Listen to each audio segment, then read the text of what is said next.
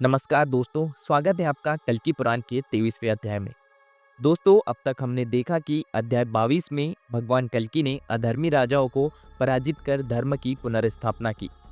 उन्होंने गुप्तचर तंत्र से शत्रुओं की गतिविधियां जानी और समुद्र मार्ग से भी अधर्मियों का नाश किया।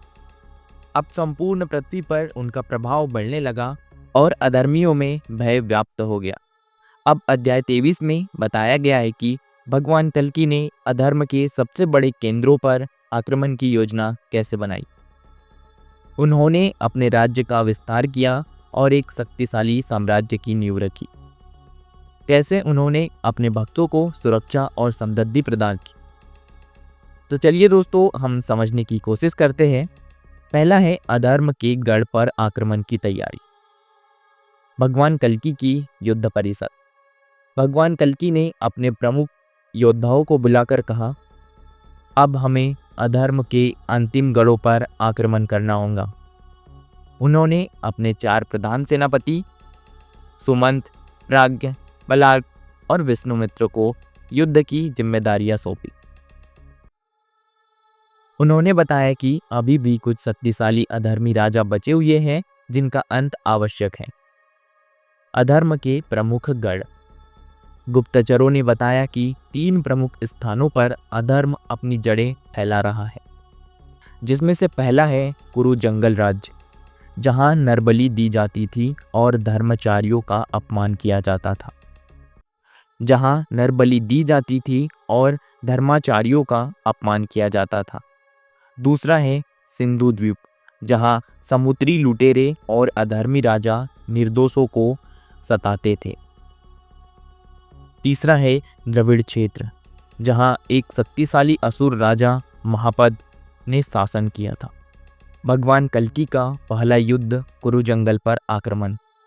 अधर्मी राजा विरोचन का अत्याचार। कुरु जंगल राज्य का राजा विरोचन अधर्म का सबसे बड़ा समर्थक था।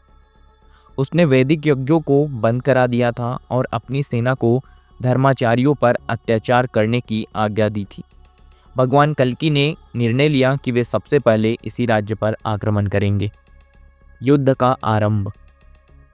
भगवान कल्कि अपनी सेना के साथ कुरु जंगल पहुंचे और राजा विरोचन को ललकारा।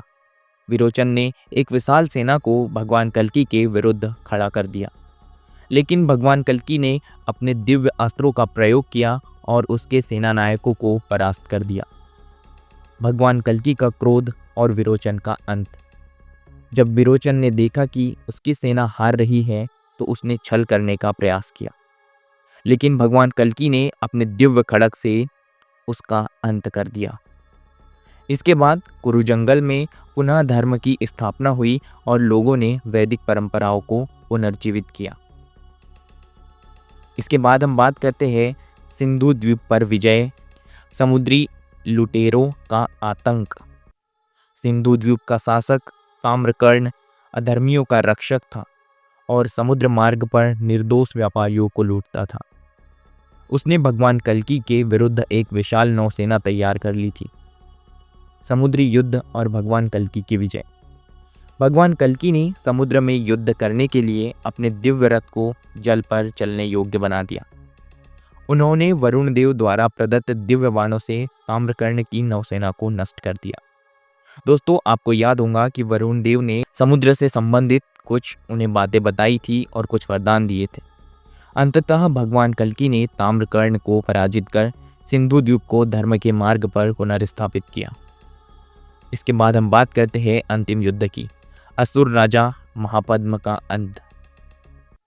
दोस्तों, महापद्म का भयानक आतंक। द्रविड़ क्षेत्र का राजा महापद्म एक असुर प्रवृत्ति का राजा था, जिसने ऋषियों को कष्ट दिया था।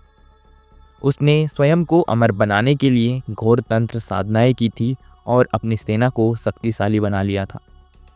उसने घोषणा की कि कोई भी उसे पराजित नहीं कर सकता। भगवान कल्कि की ललकार और अंतिम युद्ध। भगवान कल्कि ने महापद्म को धर्म युद्ध के लिए ललकारा। यह युद्ध 10 दिनों तक चला और महापद्म की मायावी शक्तियों ने सेना को परेशान किया। तब भगवान कल्कि ने अपने महादेव तलवार का प्रयोग किया, जिससे महापद्म की सभी मायाएं नष्ट हो गई। और अंततः भगवान कल्कि ने अपने खड्ग से महापद्मा का वध कर दिया और उसकी आसुरी सत्ता को समाप्त कर दिया।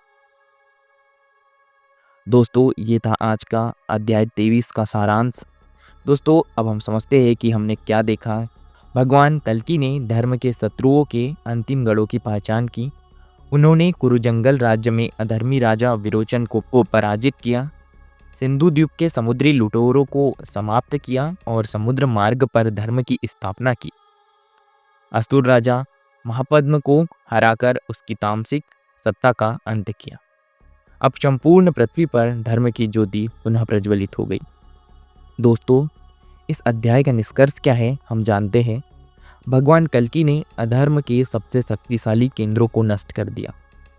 उन्होंने समुद्र, जल और नगरों में धर्म की स्थापना की। अब पृथ्वी पर अधर्म अपने अंतिम चरम में था और सत्युग की पुनः स्थापना का समय निकट आ रहा था। क्या अब भगवान कल्कि अपने अंतिम उद्देश्य की ओर आगे बढ़ेंगे? दोस्तों, यह हम जानेंगे अगले अध्याय में।